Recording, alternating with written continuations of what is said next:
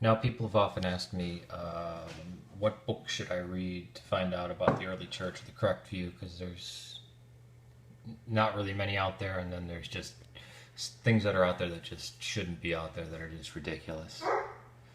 Now, to come up to speed with me, you have to read all this stuff.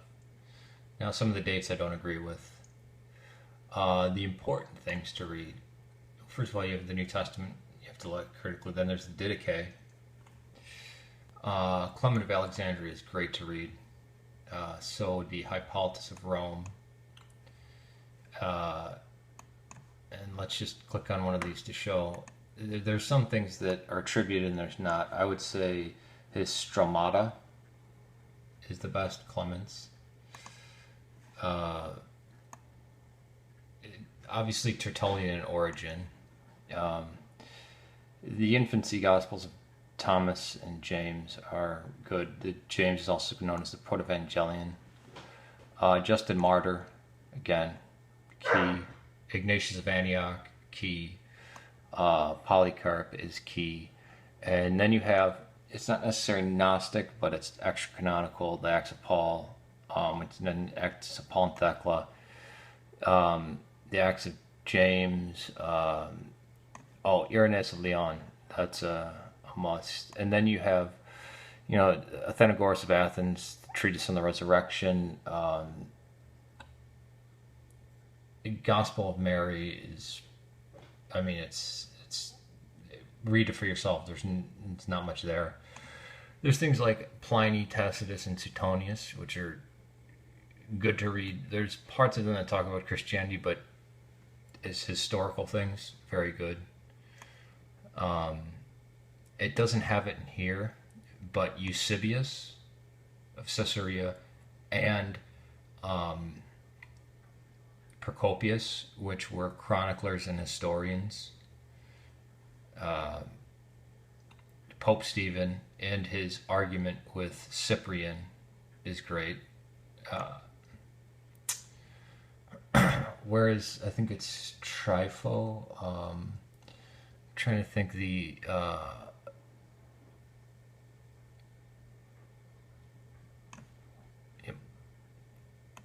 Ptolemy. Oh yeah, First Clement and Second Clement, the Shepherd of Hermas, are also, you know, like a must read. Um, Galen, you can read that. There's plenty of apocalypses. Then there's things like they'll show in here, like the Book of the Alcazar, right? And it'll just be a quote. The only important quotes are Papias, because he's very early and he says things that are kind of embarrassing. Like, see, it'll just have mentions of things, like, Eusebius mentions them. Same with the Gospel of the Nessenes and the Gospel of Abionites. It's probably all the same thing. It's just a version of Matthew. See, we have the Acts of Peter, the Acts of John, the Acts of Paul. It's the Acts of Peter where Peter, Quo Vadis Domine, where are you going, my Lord? I'm going back to Rome to be crucified. That's where that comes from. And then there's speculative things like the lost sayings of Q, which aren't lost because we have them. Passion narrative, which is Mark. Science gospel, which is,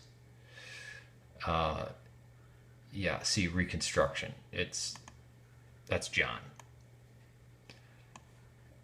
Gospel of Thomas, again, 50 to 140. Why? This is the sayings Gospel of Thomas, right? And is it Gnostic? The only thing that makes it Gnostic is basically him saying to Mary Magdalene, I can turn you into a man so that you can attain salvation, And then there's just weird shit in there, which, it's weird, so it must be Gnostic. There's plenty of weird things in the New Testament. But then the Gnostics would argue that all of Paul is Gnostic.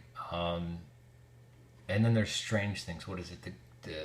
The Gospel of Peter. I think it's also known as the Gospel of the Egyptians or the Gospel of Pilate. That we just have the end part of it, and it was recorded like that in a very early manuscript they then recorded. They had already lost it at such an early time. That's why people, especially people like James at Pandora's Box, thinks that was one of the earliest Gospels and that was a contributor to Matthew. The Diatessaron, again, everybody knows about that. Tatians weaving the four Gospels together. Other people did that too. That mainly came out of Syria. And you have the pseudo-Clementine recognitions of the Clementine homilies. People will argue whether these are very early or, like it says here, very late. And again, these dates are speculative. The only one I would agree with, I mean, look at First Clement, 80 to 140. No is pretty solidly 98, 80, 98. They have Secret Mark on here, which is an obvious forgery by Morton Smith.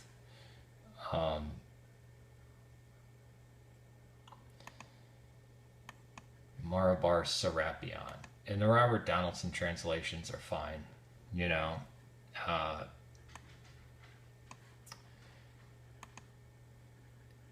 Marabar Serapion is more of a witness of the time than anything else. The Apocalypse of Peter, everybody knows about that. Secret Book of James, again, Secret Book of James, also known as the Apocryphon of James or the Apocryphon of John. You can read them for yourself, useless. Exopilot, I think that's it. We just have the end. Where is it? Yeah, it's also called the Gospel of Nicodemus. Yeah, see? It's just the ending of it. Is this the one where he stands like the angel is like two angels go up to heaven and they're like they're as tall as the heavens, which later influences Islam. But yeah, this is the stuff you'd wanna read. And having read all this stuff, when I come up against people, and this doesn't even get to Nicaea, right? I mean, you got the latest stuff is like Origen, Clement of Alexandria, Hippolytus. Doesn't even make it to Nicaea, right?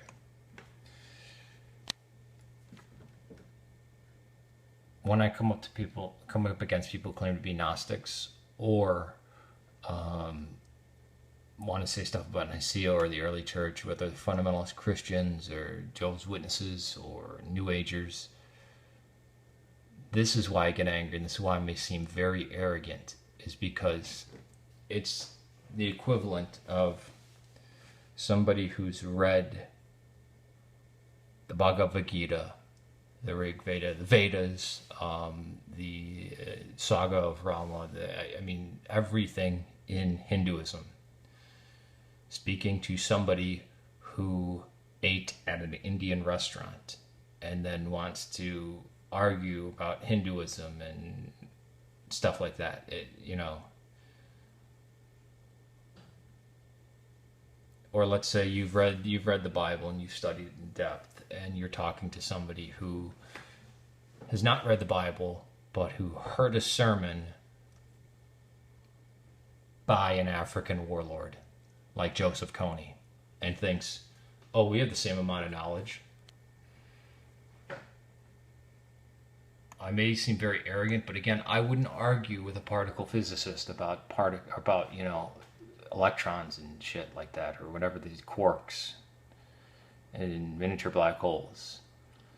You know, I wouldn't go to an aviation designer, engineer, and start criticizing his, you know, how planes are made, or act like he's stupid because he learned the conventional way. You know, those years of college and, you know, all his years of training and all his work.